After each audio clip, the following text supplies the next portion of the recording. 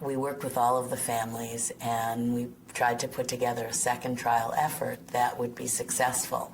What had happened is the families had sued the government. There had been a criminal trial that didn't succeed in getting accountability, and then the families had had a first civil trial and didn't succeed, and the jury went against them.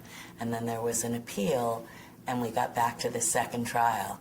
And it was really important to try to do a different job, and we felt like we could do present the case differently so that a jury would be persuaded to go in our favor and find that these were wrongful deaths and that it was a violation of civil rights. And it was one of the first times that the National Jury Project was used and social science was used to help pick a jury.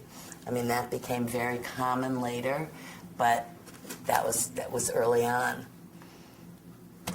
And it was very difficult to choose a jury because you needed people who only 8 years later, you didn't want people who hadn't heard of it, because if they hadn't heard of it, they were probably too out of it for you to want on a jury at all.